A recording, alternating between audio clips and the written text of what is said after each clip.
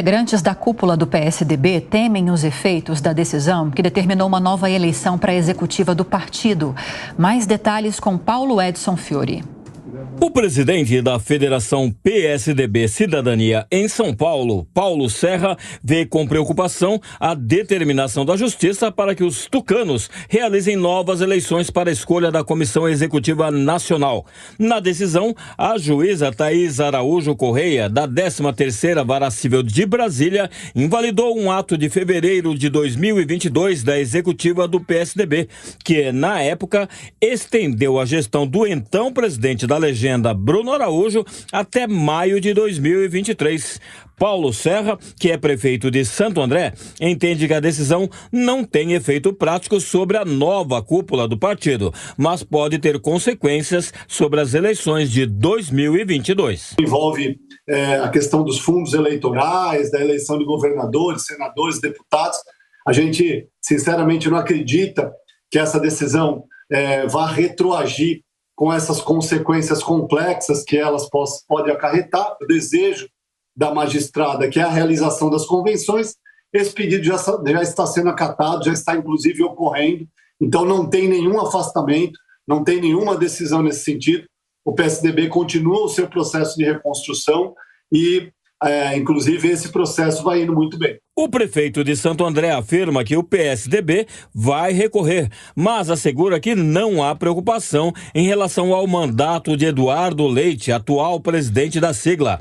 Serra aponta que essa foi uma ação isolada, sem respaldo de lideranças partidárias, com intenção de prejudicar a imagem do partido. O dirigente avalia que o processo de reorganização da sigla traz uma grande oportunidade de a legenda se reposicionar no cenário nacional. Dentro desse projeto de reorganização, faz parte também a gente trazer outros quadros, lançar novos candidatos para 2024, visando o grande projeto que é fazer o PSDB voltar ao cenário nacional, se reconectar com as pessoas, se reconectar com a sociedade, né? E aí voltar a ter o protagonismo que já teve, principalmente na polarização com o PT. Paulo Serra lembra que o PSDB esteve por 28 anos na liderança do estado de São Paulo e acredita que a polarização no campo das ideias será positiva, ao contrário da radicalização. Bom, e sobre esse racha no PSDB nas mais variadas esferas aqui do país, que a gente vai conduzir agora esse momento de opinião aqui no Jornal da Manhã, começando com a Amanda Klein. Bem-vinda, Amanda, bom dia para você. Essa decisão da Justiça que determinou a convocação de novas eleições para a Comissão da Executiva Nacional em 30 dias expõe, sem dúvida, mais uma vez um racha muito vigoroso que tem se desenhado nos últimos anos dentro do partido. Como isso deve afetar, na sua opinião, as eleições municipais do ano que vem, principalmente aqui em São Paulo, onde o partido perdeu a hegemonia no governo do estado e pela primeira vez na história do partido pode não ter candidato próprio da legenda nas eleições municipais aqui na capital? Acho que você já resumiu tudo, né, Lívia? Eu não preciso falar mais nada. Bom dia a você, Dantas, Thiago. É como se fosse a pá de cal na imagem do PSDB, que vem sendo desgastada e desconstruída ao longo dos anos. E na última eleição, em 2022, quando você teve aquela disputa interna para saber se João Dória, por exemplo, sairia pré-candidato, isso acabou fustigando ainda mais a imagem do PSDB, porque você teve uma luta, uma disputa fratricida ali, ele e Eduardo Leite, que depois acabaram tentando emendar, fazer as pazes, mas dessa conjuntura saiu Simone Tebet como candidata, representando o que eles chamavam então de centro democrático. E o resultado foi a não eleição de Rodrigo Garcia, que era considerado um candidato competitivo, ficou no governo durante alguns meses, assumiu naquele mandato tampão. Dória saiu, ele assumiu o governo de São Paulo, mas não conseguiu nem chegar ao segundo turno.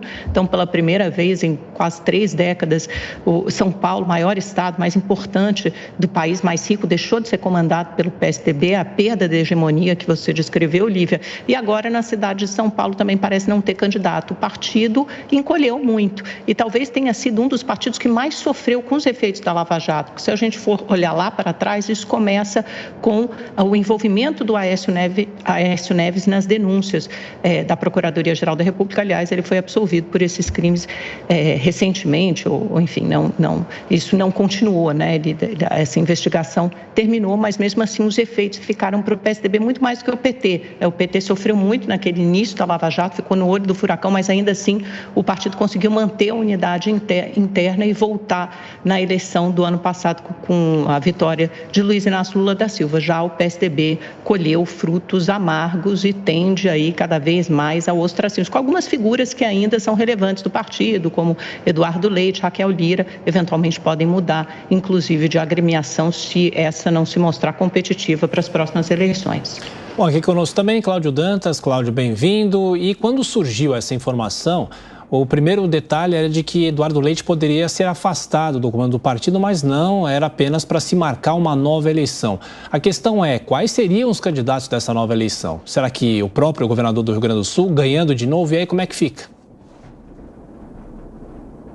Muito bem, bom dia, Tiago, bom dia, Lívia, Amanda. Olha, não tem muito o que fazer no caso do PSDB, porque o partido, como disse a Amanda, é um partido que vem sofrendo com rachas internas, eu diria até aqui desde que Aécio perdeu a eleição para Dilma em 2014. Desde então, o partido vem sofrendo não só um problema ali de disputas internas, mas também uma perda de identidade.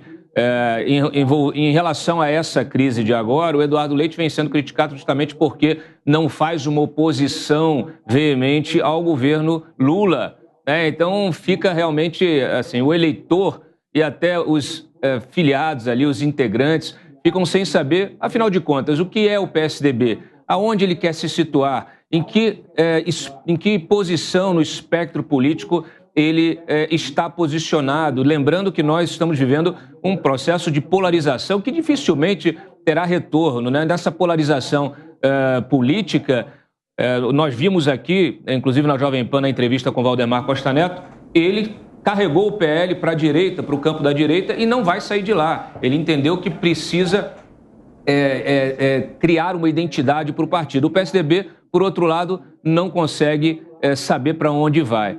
Agora, é bem possível que o Eduardo Leite ele seja confirmado na presidência do partido, mas, claro, ele terá de se posicionar de uma forma mais enfática. Agora